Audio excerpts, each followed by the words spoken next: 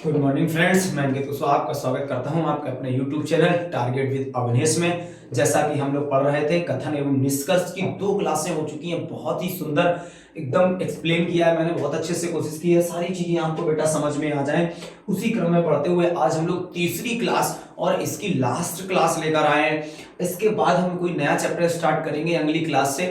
और देखते हैं आज बहुत ही सुंदर प्रश्न है आपके सामने।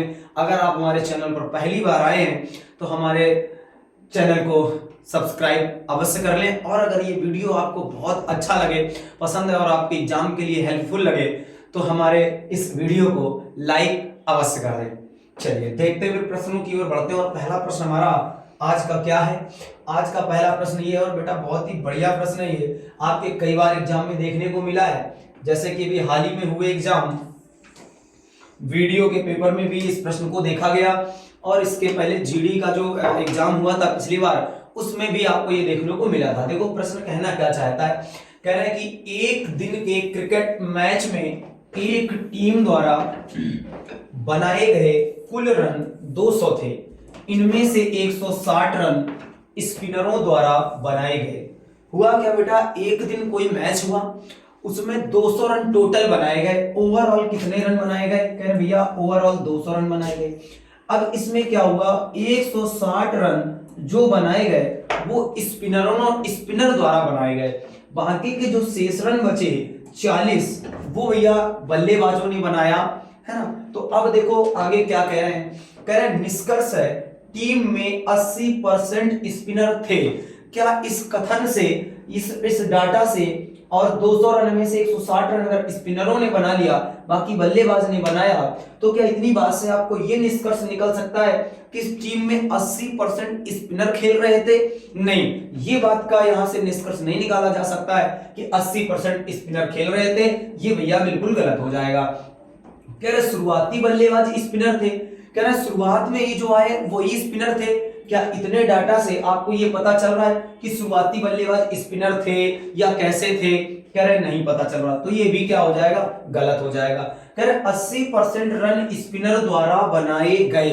हाँ, इतनी बात से हम ये वाला डाटा बिल्कुल निकाल सकते हैं बेटा कि इस 80% जो रन थे ना वो स्पिनर द्वारा बनाए गए। आप देख सकते हैं यहाँ पर कि अगर हम 200 का 80% बेटा यहाँ पर निकालने जाए तो कितना हो जाएगा, 200 का 80% अगर निकालने जाए तो 160 निकलता है बेटा, है ना। अगर आप 160 निकाल लेंगे तो यहां पर आपको समझ में आ जाएगा। देखो जरा मैं बताता हूं, कह रहे भैया 200 और 200 का अगर हम 80% निकालें तो 160 आ जाएगा। कितना आ जाएगा, 160 आ जाएगा। क्लियर है कि नहीं? 8 दूनी 16, 160 ये निकल कर आ गया 160। यानी ये हम निष्कर्ष बिल्कुल निकाल सकते हैं कि 80% रन स्पिनरों द्वारा बनाए गए। बताइए बेटा समझ में आया कि नहीं है? मैं कोशिश कर रहा हूं आपको पूरी चीजें समझ में आए। बहुत ही आराम से चीजें चल रही। स्क्रीनशॉट जिसको लेना फटाफट से आपसे ले सकते हैं। पढ़ते हैं अगले प्रश्न की ओर और देखते हैं अगला प्रश्न क्या कह रहा है हमारा।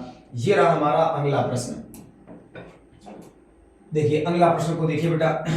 अगला प्रश्न कह रहा है वह कठोर परिश्रम करेगा तो वह जिंदगी में सफल हो जाएगा। यदि वह कठोर परिश्रम करेगा, यदि वह, कोई भी व्यक्ति हो सकता है, थर्ड पर्सन की बात करें, यदि वह कठोर परिश्रम करेगा तो जिंदगी में सफल हो जाएगा। अब यहां देखिए कह रहे हैं निष्कर्ष है वह कठोर परिश्रम करने वाला व्यक्ति है। भैया गलत हो जाएगा। कह रहे हैं कि वह कठोर परिश्रम करने वाला व्यक्ति, ये मुझे कैसे पता कि वह कठोर परिश्रम करने वाला व्यक्ति है? इस कथन से ये बात का पता नहीं चल रहा है कि वह कठोर परिश्रम करने वाला है या नहीं है, मुझे नहीं पता। मैंने बस इतना बोला कि भैया कि वह कठोर परिश्रम करेगा, या इस कथन से जानकारी मिल रही कि यदि कोई व्यक्ति है, कोई व्यक्ति एक्स पर्सन है, यदि वह कठोर परिश्रम करेगा तो जिंदगी में सफल हो जाएगा। अब वह कठोर परिश्रम करने वाला व्यक्ति है, आलसी व्यक्ति है, बीमार है, कैसा है, कुछ नहीं पता है भैया। यहां पर देखो कह कठोर परिश्रम अक्सर फल देता है। ये आपका निष्कर्ष एकदम सही हो जाएगा। कठोर परिश्रम अक्सर फल देता है, ये बात बिल्कुल सही है भैया कि कठोर परिश्रम जो होता है वो अक्सर फल देता है। और यही बात ये कथन से निष्कर्ष का यही निकल भी रहा है कि यदि वह कठोर परिश्रम करेगा तो जिंदगी में सफल हो जाएगा। यानी जो कठोर परिश्रम है वो फल देता है, तभी तो वो सफल हो जाएगा। बहुत बढ़िया भैया, बढ़ेंगे अगले प्रश्न की ओर और अगला प्रश्न देखते हैं क्या कह रहा है। अगला प्रश्न हमारा ये कह रहा है राजनीति में राजनीति में पैसा महत्वपूर्ण भूमिका निभाता है। राजनीति जो है भैया, राजनीति में पैसा बहुत महत्वपूर्ण भूमिका निभाता है। कह रहे हैं कि गरीब, अब यहां से निष्कर्ष चालू हो गया, निष्कर्ष चालू हो गया।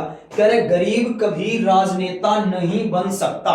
बेटा ये क्या हो जाएगा, ये गलत हो जाएगा, क्योंकि इन्होंने कह दिया गरीब कभी राजनेता नहीं बन सकता। क्या ऊपर ऐसा लिखा है कि केवल पैसे वाले या केवल अमीर व्यक्ति ही राजनेता होते हैं? ऐसा नहीं वो कह रहा है। कथन में कहा गया है कि पैसा जो है राजनीति में महत्वपूर्ण भूमिका निभाता है। इसका मतलब ये नहीं है कि गरीब कभी राजनेता नहीं बन सकते, गलत हो जाएगा। आगे बढ़ेगा, सभी अमीर आदमी राजनीति में हिस्सा लेते हैं। ये भी क्या हो जाएगा, ये भी बेटा गलत हो जाएगा।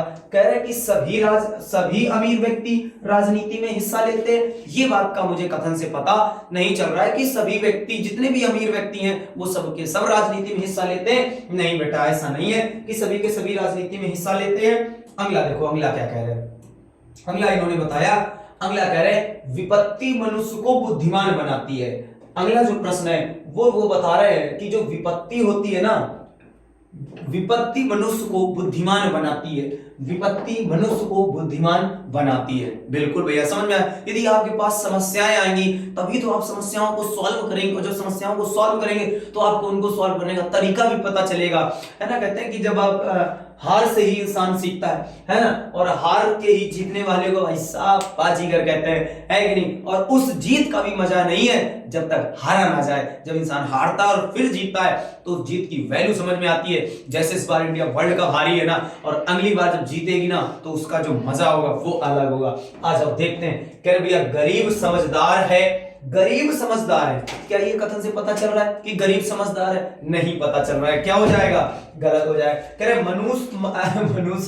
मनुष्य कड़वे अनुभव से समझता है। जी हाँ बिल्कुल, मनुष्य कड़वे अनुभव से समझता है। ये बात बिल्कुल सही है। मैं वही कह रहा हूं कि जब तक इंसान हारेगा नहीं तब तक उसे पता नहीं चलेगा कि आखिर मेरी गलती कहां आ रही है। समझ रहे कि नहीं। चलिए आगे बढ़ जाते हैं। और मैंने वही कहा कि उस जीत का भी कोई मतलब नहीं है जो बिना हार के आए। जब अगर हार जाओ उसके बाद जीतो तो आपको बड़ा ही खुशी का आनंद मिलता है भैया, समझ गए ना।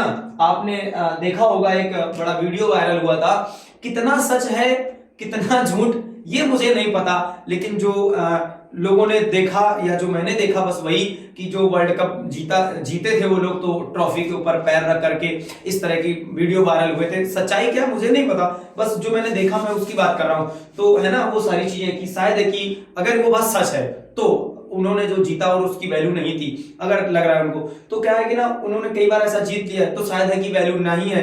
हम लोगों ने अब उन्हें समझ, हम लोग अगर हार गए अब जब जीतेंगे तो हम लोगों को उसकी असली वैल्यू समझ में आएगी। तो हम लोग अपना इज्जत कर रहे थे, है ना। चलिए भाई अब आप ही समझ लीजिए कि अगर आपके पास 4 फोन है तो आप कोई वैल्यू नहीं करेंगे, एक फोन है तो बहुत सारी वैल्यू होती है। वही चीज इधर बढ़ जाएगी। क्या कह रहे हैं, कह रहे हैं कि टीवी का, अरे बहुत सुंदर भाई लग रहा है ये प्रश्न आया है ना। कह रहे टीवी कार्यक्रम विशेष रूप से महिलाओं के लिए, यानी जो टीवी में जो कार्यक्रम चलते हैं ना विशेष रूप से महिलाओं के लिए चलते हैं। भैया अगर आप पुरुष हैं तो कृपया टीवी ना देखें, और अगर आप शादीशुदा हैं तो फिर तो बिल्कुल ना देखें। रिमोट ऐसे दे दें अपनी पत्नी को, ये लीजिए टीवी तुम्हारे लिए, मेरे लिए ना है भैया। आगे देखते हैं। कह रहे टेलीकास्ट मतलब दिखाए जाते हैं विभिन्न प्रकार के व्यंजनों, यानी कि खाना बनाने वाली बातें, विभिन्न प्रकार के व्यंजनों और घरेलू संकेतों से भरे होते हैं। घरेलू संकेतों का मतलब भैया बता देते हैं कि जैसे कि टीवी चल रही है, आपने टीवी लगाया तो पता चला थोड़ी देर बाद उसमें दिखाने लगे कमरा को कैसे सजाएं, बेड में सीट कैसे लगाएं, कौन सी वो गुलदस्ता कहां रखें, ये सारी चीजें। आगे कह रहे हैं भैया महिलाओं के लिए पत्रिकाओं के एक प्रमुख हिस्से में उल्लिखित बातें भी होती हैं। एक पत्रिका आप देखते हैं भैया अखबारों में आती है, उनमें महिलाओं के लिए बातें होती हैं। पता चल रहा है उसमें रूप मंत्रा या ना एक लड़की आ गई मुंह में एकदम पूरा पाउडर लपेटे इसे लेटी है, पता ही नहीं चला भैया ऐश्वर्या राय की कौन है ना, एकदम से। आगे कह रहे भैया निष्कर्ष आ चुका, कह रहे महिलाओं को अन्य चीजों में कोई दिलचस्पी नहीं है। भैया गलत है। ऊपर लिखे हुए बातों से क्या आपको कहीं ये पता चल रहा है कि महिलाओं को सिर्फ वही खाना बनाने और व्यंजनों में ही दिलचस्पी और किसी चीज में दिलचस्पी नहीं है? भैया गलत है। क्लियर है कि नहीं? क्योंकि ऊपर कथन से बात नहीं पता चल रहा है कि महिलाओं को किधर है दिलचस्पी किधर नहीं है। कह रहे एक औसतन महिलाओं की प्राथमिक रुचि घर में और विशेष रूप से रसोई में पाई जाती है। जी हाँ, बिल्कुल यही बात वो कहना चाह रहे हैं ऊपर कथन से कि जो महिलाओं की विशेष रूप से रुचि है, औसतन सभी की बात नहीं कर रहे हैं, औसतन विशेष रूप से जो रुचि है वो घर में और रसोई में पाई जाती है। और ये चीज आपने देखी भी होगी, ये चीज कथन बताना भी चाह रहा है, तो बेटा आ जाएगा केवल सेकंड सही है। आगे बढ़ते हैं और अगला प्रश्न देखो क्या कहना चाहता है। और अगला प्रश्न बढ़ जाते हैं बेटा। अगला प्रश्न देखिए, अगला प्रश्न बहुत ही सुंदर है, विटामिन कब है ना। चलिए कह रहा है विटामिन बी कॉम्प्लेक्स स्वास्थ्य के लिए, कह रहा है विटामिन बी कॉम्प्लेक्स स्वास्थ्य के लिए उत्तम होते हैं। ठीक भैया। अच्छा, इसी का दूसरा है, ये इसी में है भैया। कह रहे फलों में बी कॉम्प्लेक्स होता है, बी कॉम्प्लेक्स स्वास्थ्य के लिए बहुत अच्छा होता है और फलों में बी कॉम्प्लेक्स पाया जाता है। आगे बढ़ते हैं और कह रहा हमें फल उगाने चाहिए। क्या कथन में कहीं ये बात पता चल रही है कि हमें फल उगाना चाहिए या नहीं उगाना चाहिए? कहीं नहीं भैया पता चला। आगे लिखा है कि फल स्वास्थ्य के लिए अच्छे होते हैं। जी हाँ, फल स्वास्थ्य के लिए बिल्कुल अच्छे होते हैं, यही बात वो हमसे कहना चाह रहा है कि विटामिन बी कॉम्प्लेक्स स्वास्थ्य के लिए उत्तम होता है और फलों में बी कॉम्प्लेक्स होता है। इसका मतलब भैया फल स्वास्थ्य के लिए अच्छे होते हैं, यही निष्कर्ष निकल कर आएगा। बिल्कुल। आगे बढ़ जाते हैं और अगला प्रश्न देखो क्या कह रहा है। अगला प्रश्न है, ये देखिए अगला प्रश्न। अगला प्रश्न है मेघना, सौरभ और मोनिका। कह रहे हैं कि मेघना सौरभ और मोनिका की इकलौती बेटी है। यानी ये जो मेघना है ना, ये जो मेघना है ये सौरभ और मोनिका की इकलौती बेटी है। क्लियर है कि नहीं? मेघना सौरभ और मोनिका की इकलौती बेटी है। अब निष्कर्ष, इतना डाटा दिया गया है, निष्कर्ष कह रहे सौरभ और मोनिका की एक बेटी है। कह रहे सौरभ और मोनिका की एक बेटी है। भैया कैसा है? एकदम सही है, क्योंकि उसने बताया है मेघना सौरभ और मोनिका की इकलौती बेटी है। तो कह रहे सौरभ और मोनिका की एक बेटी है। जी हाँ, बिल्कुल एक बेटी है। आगे कह रहे मेघना का एक भाई है। ये बात हमें ऊपर से नहीं पता चल रहा है कि मेघना का कोई भाई है या नहीं है। कह रहे सौरभ और मोनिका का कोई पुत्र नहीं है। ये वाली बात भी भैया क्या हो जाएगी? गलत हो जाएगी। हो सकता है आपको लास्ट वाला सही लग जाए, हो सकता है आपको लास्ट वाला सही लगेगी, सौरभ और मोनिका का कोई पुत्र नहीं है। क्यों? क्योंकि कथन में कह रहा है मेघना सौरभ और मोनिका की इकलौती बेटी है। बेटा देखो उसने ऊपर बोला है कि जो मेघना है वो सौरभ और मोनिका की इकलौती बेटी है। ऐसा नहीं है कि वो इकलौती संतान है, हो सकता है उसके और पुत्र हों, लड़के हो सकते हैं, मान लो 5 लड़के हों, लेकिन बेटी एक हो। तो उसने बेटी के बारे में बताया है, पुत्र के बारे में नहीं बताया। तो कह रहा सौरभ और मोनिका का कोई पुत्र नहीं है, तो हम ये रिजल्ट नहीं निकाल सकते कि कोई पुत्र नहीं है। हो सकता है हो भी, और ऐसा भी हो सकता है कि ना भी हो, लेकिन हम इसके बारे में श्योर नहीं है कि नहीं ये बिल्कुल सही है, इस वजह से गलत है। समझ में आ रहा है कि नहीं? अगर समझ में आ रहा है तो बेटा तुरंत इस वीडियो को लाइक करें, जाएं वापस और फिर से आए वीडियो देखने के लिए तुरंत, है ना। थोड़ी देरी समय लगेगा आपको वीडियो को लाइक करने में, इसलिए आप तुरंत बेटा वीडियो को लाइक कर सकते हैं। अगला प्रश्न देखते हैं, और अगर आप हमारे वीडियो को लाइक करेंगे बेटा तो हमको थोड़ा सा अच्छा लगेगा, फिर हम और बहुत ही बेहतरीन प्रश्न लाएंगे आपके लिए, और बड़ी ही एनर्जी के साथ। एनर्जी का मतलब ये नहीं कि एकदम हड़बड़ाहट में पढ़ा रहे हैं, है ना। एनर्जी मतलब अंदर से खुशी होगी और चीजों को बड़ी ही शालीनता से आपको मैं पढ़ाऊंगा, एकदम बढ़िया सी बातें, है ना। आपको बिल्कुल भी पढ़ाने पर हड़बड़ाहट या जल्दबाजी ऐसी कुछ नहीं, एकदम ठहराव के साथ में चीजों को पढ़ाऊंगा, एकदम आनंदित होकर के, है ना। चलिए बढ़ते हैं जरा। कह रहे पैनल ने उन उम्मीदवारों को शॉर्टलिस्ट करने का फैसला किया जो अपने पूरे कैरियर के दौरान पहले डिवीजन 60% में हैं। मतलब क्या है कि भैया पैनल है और वो कह रहा है ऐसे व्यक्तियों को शॉर्टलिस्ट का मतलब क्या होता है बेटा? शॉर्टलिस्ट का मतलब होता है चयनित। क्लियर है कि नहीं? शॉर्टलिस्ट का मतलब होता है चयन करना। कह रहे पैनल ने उन उम्मीदवारों को चयन करने का फैसला किया जो अपने पूरे करियर के दौरान फर्स्ट डिवीजन में हैं। यानी जो अपने पूरे करियर, यानी जैसे हाई स्कूल पढ़ा तो फर्स्ट डिवीजन, इंटर पढ़ा तो फर्स्ट डिवीजन, बीएससी किया तो फर्स्ट डिवीजन। कह रहा मीना एक व्यक्ति है, मीना ने 10वीं में 65%, 60% है, बहुत बढ़िया। कह रहे हैं कि और 12वीं में 59, ये देख लीजिए भैया 60% इसके नहीं है, अंक हासिल किए उसने 85% अंकों के साथ स्नातक किया, देखो यहाँ पर उसके 60% है कि नहीं बेटा, नहीं है, तो सीधी सी बात है मीना को शॉर्टलिस्ट किया जाएगा। कह रहे मीना को चयनित किया जाएगा, अरे भैया नहीं चयनित किया जाएगा, गलत हो जाएगा। कह रहे मीना को शॉर्टलिस्ट नहीं किया जाएगा, जी हाँ बिल्कुल, ऊपर दिए गए कथन से हम ये कह सकते हैं कि मीना को शॉर्टलिस्ट नहीं किया जाएगा, यानी मीना को चयनित नहीं किया जाना चाहिए या नहीं किया जाएगा। बढ़ते हैं अगले प्रश्न की ओर और अगला प्रश्न देखते हैं क्या कह रहे हैं। बहुत बढ़िया प्रश्न है, देखो इन्होंने क्या बताया भैया, अगला प्रश्न क्या कह रहे हैं, है ना।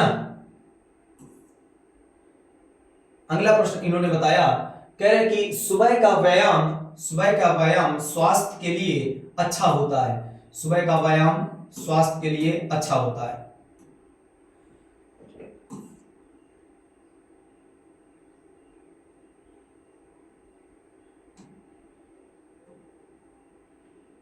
सुबह का व्यायाम स्वास्थ्य के लिए अच्छा है।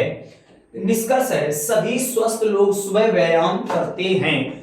कह रहे सुबह का व्यायाम स्वास्थ्य के लिए अच्छा, सभी स्वस्थ लोग सुबह व्यायाम करते हैं। क्या ऊपर वाली ये बात से इस बात का पता चल रहा है कि सभी स्वस्थ लोग सुबह व्यायाम करते हैं? भैया नहीं पता चल रहा है कि सभी जितने भी स्वस्थ लोग हैं सुबह व्यायाम करते हैं, कहीं नहीं पता चल रहा है। आगे क्या कह रहे हैं, शाम का व्यायाम हानिकारक है, हटा दो। शाम का कह रहे व्यायाम जो है वो हानिकारक है। क्या ऊपर दिए गए कथन से इस बात का पता चल रहा है कि शाम का व्यायाम हानिकारक है? भैया बिल्कुल नहीं पता चल रहा है, इस वजह से क्या हो जाएगा, गलत हो जाएगा। बढ़ते हैं अगले प्रश्न की ओर और अगला प्रश्न देखते हैं क्या कह रहे हैं। अगला प्रश्न बहुत ही सुंदर है। अगला प्रश्न कह रहे हैं देश के जिस भी प्रांत में विकास होता है, कह रहे देश के जिस भी प्रांत में विकास होता है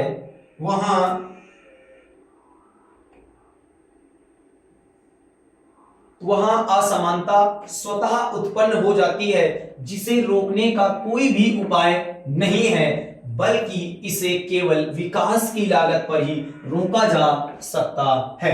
क्या मतलब भैया, कह रहे हैं कि देश के जिस भी प्रांत में विकास होता है वहां असमानता स्वतः उत्पन्न हो जाती है, इसे केवल और केवल विकास की लागत पर रोका जा सकता है। विकास की लागत का मतलब बस इतना है भैया कि जैसे मान लीजिए दो शहर हैं, शहर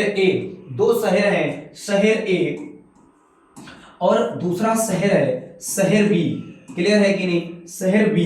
अब इसका मतलब सिर्फ इतना है कि यदि मान लो यहां पर अगर ए में अगर विकास कर दिया जाए, ए में विकास कर दिया जाए यानी विकास को बढ़ा दिया जाए और बी में विकास को ना किया जाए, तो असमानता आपको स्वयं नजर आने लगेगी कि इसका विकास हो गया, ये वहीं रह गया, इसका मैंने ना तो विकास किया ना तो गिराया भी नहीं है, लेकिन उसको वहीं रखा है, बस इसका विकास कर दिया है, तो दोनों में असमानता अपने आप उत्पन्न हो गई है। अब कह रहे हैं इसको रोकने का कोई विकल्प नहीं है भैया, इसको रोकने का विकल्प सिर्फ इतना है, विकास की लागत पर ही रोका जा सकता है, मतलब इसको भी आप विकास कर दीजिए। बताइए बात समझ में आ रही कि नहीं? समझिए जैसे फॉर एग्जांपल आपके गांव में सभी के एक एक खंड के मकान बने हुए हैं, फॉर एग्जांपल एक एक खंड के मकान बने हुए, आपके मोहल्ले में क्या हुआ, आपके मोहल्ले में मान लो 5 घर हैं, अब 5 घर में एक एक खंड के सभी के घर बने हुए हैं, अब 4 लोगों ने क्या किया, 2-2 खंड के मकान बना लिए और एक लोगों ने अभी कुछ नहीं किया, वैसे ही है, तो देख रहे हैं असमानता स्वतः उत्पन्न हो गई कि उन लोगों ने बना लिया, अभी एक व्यक्ति वहीं रह गया, देखो उसने गिराया नहीं ना नीचे ले गया है, लेकिन वो अब उसकी कंपेयर में वो आदमी कम हो गया, क्लियर है नहीं? तो उसको क्या किया जा सकता है बढ़ाने के लिए, उसको विकास की लागत से ऊपर उठाया जा सकता है, यानी उसको भी उठा दो तभी बराबर आ जाएगा, वरना असमानता स्वतः उत्पन्न हो जाएगी। इतनी सी बात थी बेटा, और कुछ ना था। अब देखना जरा, अब आते हैं प्रश्न पर, आगे बढ़ते हैं और समझाते हैं। देखो क्या कहना चाह रहे हैं, कह रहे हैं कि निष्कर्ष है समानता एवं विकास दोनों एक दूसरे के पूरक नहीं हैं। कह रहे हैं कि समानता और विकास एक दूसरे के पूरक नहीं हैं। बेटा ये कैसा है, सही है। कह रहे हैं समानता और विकास एक दूसरे के पूरक नहीं है। पूरक का मतलब क्या होता है पहले ये समझ लीजिए। कह रहे हैं पूरक का मतलब क्या होता है, जैसे मान लीजिए पूरक का मतलब ये होता है कि बेटा मैं यहां लिखता हूं समानता, मैं यहां लिखता हूं समानता, क्लियर है कि नहीं, और मैं यहां लिखता हूं विकास, मैं यहां लिख रहा हूं विकास, क्लियर है कि नहीं। पूरक का मतलब ये हो जाएगा, मैं यहां लिख देता हूं विकास। पूरक का मतलब ये है कि अगर विकास को समानता को बढ़ाया जाए, यदि समानता को बढ़ाया जाए तो विकास अपने आप बढ़ जाएगा, अगर समानता को बढ़ाया जाए तो विकास अपने आप बढ़ जाएगा, ये होता है पूरक, यानी दोनों का एक साथ बढ़ना, एक को बढ़ाया जाए दूसरा अपने आप बढ़ जाएगा, ये होता है पूरक। लेकिन अब यहां प्रश्न में क्या कहना चाह रहे हैं, आइए देखते हैं जरा। कहना चाह रहे भैया कि समानता एवं विकास दोनों एक दूसरे के पूरक नहीं हैं। समानता एवं विकास दोनों एक दूसरे के पूरक नहीं है। कथन देखिए आप, कथन में क्या कहना चाह रहा है ना, यानी कि अगर समानता को बढ़ाया जाए या फिर समानता को ना बढ़ाकर के विकास को बढ़ाते हैं, है ना, विकास को बढ़ाया जाए, अगर बेटा मान लो विकास को बढ़ाया जाए यानी कहीं एक क्षेत्र में विकास कर दिया जाए तो क्या दोनों में समानता रहेगी? क्या दोनों में समानता रहेगी? नहीं, बताया है यदि एक क्षेत्र में विकास करोगे तो असमानता स्वतः उत्पन्न हो जाएगी। बता रहा है प्रश्न, बहुत बढ़िया है। कह रहा देश के जिस भी प्रांत में विकास होता है, यहां पे देखो मैंने विकास कर दिया है, वहां असमानता स्वतः उत्पन्न हो जाती है।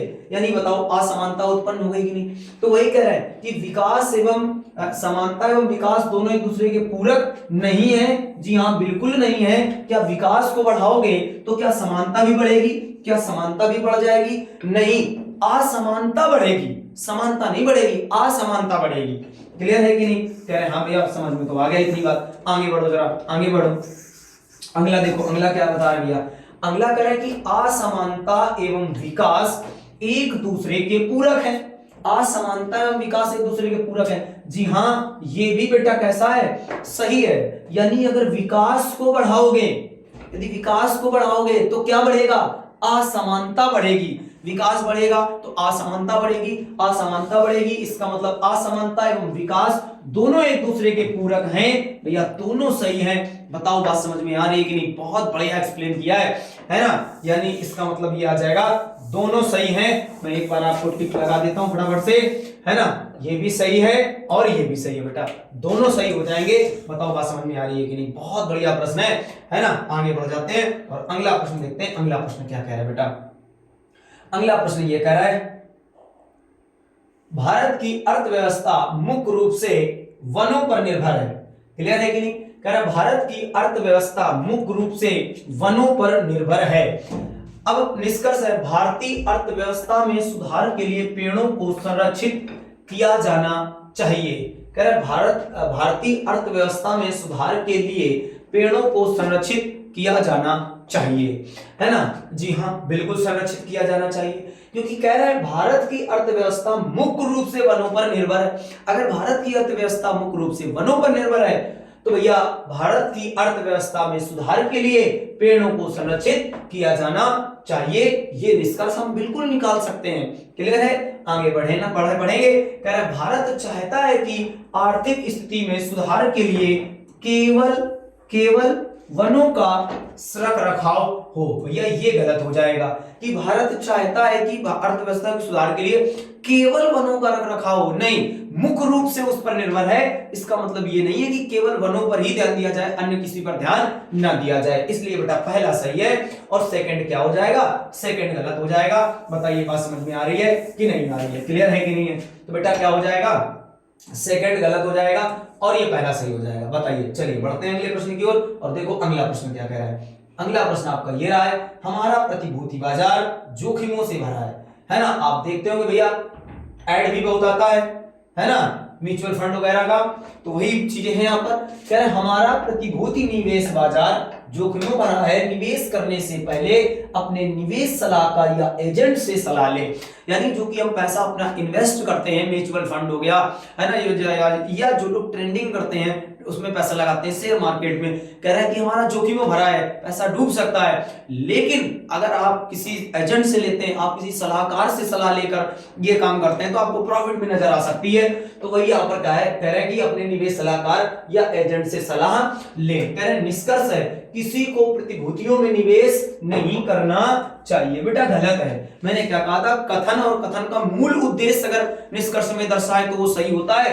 कथन का मूल उद्देश्य ये नहीं है कि किसी को प्रतिभूति में निवेश नहीं करना चाहिए ना, कथन का मूल उद्देश्य है कि लोगों को प्रतिभूति बाजार में निवेश करना चाहिए परंतु सावधानी से करना चाहिए, ये उसका मूल उद्देश्य है। अगर यहां पर ये आ जाता कि लोगों को प्रतिभूति बाजार में थोड़ा सावधानी से निवेश करना चाहिए तो बिल्कुल सही हो जाता।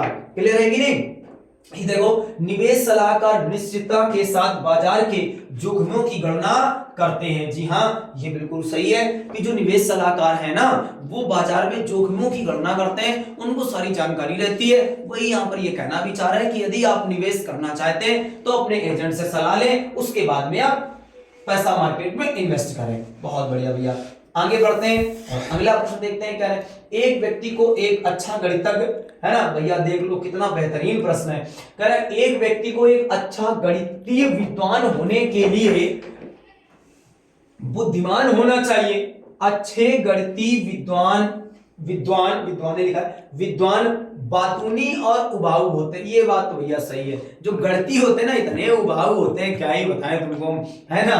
आगे वही कह रहा है, एक व्यक्ति एक अच्छा गणितीय विद्वान होने के लिए बुद्धिमान होना चाहिए। अगर गणितीय कोई व्यक्ति है, बुद्धिमान होना चाहिए। और बुद्धिमान व्यक्ति कैसे, उबाऊ होते हैं भैया, है ना, बातूनी होते हैं भैया, बातूनी भी बहुत होते हैं। आगे देखिए, कह रहे निष्कर्ष, सभी बुद्धिमान व्यक्ति उबाऊ होते हैं। ओहो, सभी बुद्धिमान, ना सभी बुद्धिमान नहीं, गणितीय बुद्धिमान, क्लियर है नहीं, तो ये क्या हो जाएगा, ये भैया गलत हो जाएगा। आगे कह रहे सभी बुद्धिमान व्यक्ति अच्छे गणितीय विद्वान होते हैं। ना, ये गलत भैया। सभी गणितीय व्यक्ति अच्छे बुद्धिमान होते हैं, सभी बुद्धिमान व्यक्ति गणितीय नहीं होते, याद रखना बेटा, है ना। आगे बढ़ते हैं और आगे बढ़ेंगे। ये रहा हमारा अगला प्रश्न। अगला प्रश्न मेरा ये रहा भैया, कह रहे परीक्षा में असफलता का एक कारण अनियमितता है। कुछ नियमित छात्र भी परीक्षा में असफल हो जाते हैं। कह रहे हैं जो आप रोज कभी जाओगे कभी नहीं जाओगे, तो ये एक है कि परीक्षा में असफलता का एक कारण अनियमितता है। यानी जो बच्चे फेल हो जाते हैं वो ये कारण है कि एक दिन जा रहा है बच्चा, दूसरे दिन नहीं जा रहा है, फिर जा रहा है, फिर नहीं जा रहा है।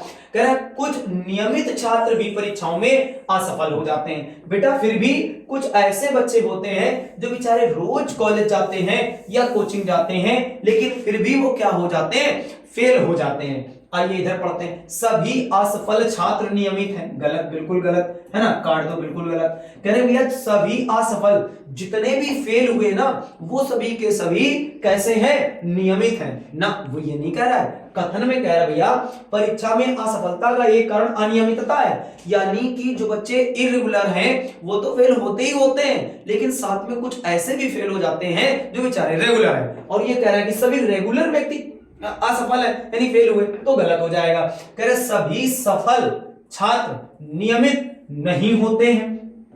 कह रहे सभी सफल जो छात्र होते हैं वो नियमित नहीं होते हैं। बेटा ये भी क्या हो जाएगा, ये भी गलत हो जाएगा। कह रहे सभी सफल छात्र नियमित नहीं होते हैं, यानी जो सफल हो गए ना वो भी कभी आते हैं कभी जाते हैं कभी नहीं, इरेगुलर होते हैं। नहीं, ऐसी बात नहीं उसने कही है कि जो सभी सफल छात्र होते हैं वो भी इरेगुलर होते हैं। ना, ऐसा कुछ नहीं। तो ये क्या हो जाएगा, गलत हो जाएगा। बेटा दोनों गलत है। आगे बढ़ेंगे, अगला प्रश्न देखिए क्या कह रहे हैं भैया। अगला प्रश्न आपके सामने जो आ रहा है वो अगला प्रश्न ये, यदि सभी खिलाड़ी अपनी पूरी क्षमता से खेलते हैं तो हम मैच जीतेंगे। हमने मैच जीत लिया।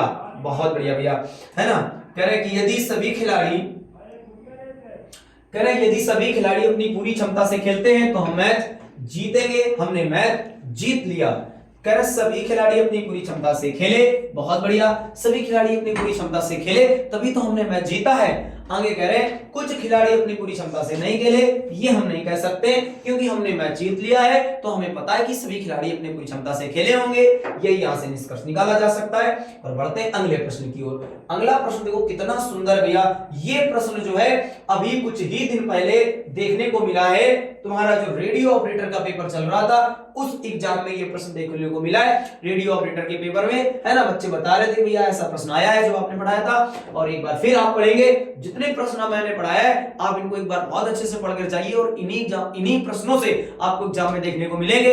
ऐसा नहीं है कि इतना ही है, हमारी आगे आने वाली जो सीरीजें हैं उनमें इस टाइप के प्रश्न और लाएंगे, अलग से चैप्टर भी लाएंगे। और मिश्रा भैया भी भैया एकदम धमाकेदार तैयारी कर रहे हैं एकदम से। समझ लीजिए आपको फिजिक्स, केमिस्ट्री, बायो, है ना, स्पेशल, रेलवे, एलपी के लिए वो लाने वाले हैं। मैथ तो आप देखते ही हैं वो पढ़ा रहे हैं, विद न्यूमेरिकल फिजिक्स करवाएंगे। ऐसा नहीं कि सिर्फ थ्योरी न्यूमेरिकल्स के साथ करवाएंगे। बायो और केमिस्ट्री सारी चीजें आप पढ़ने को मिलेगा।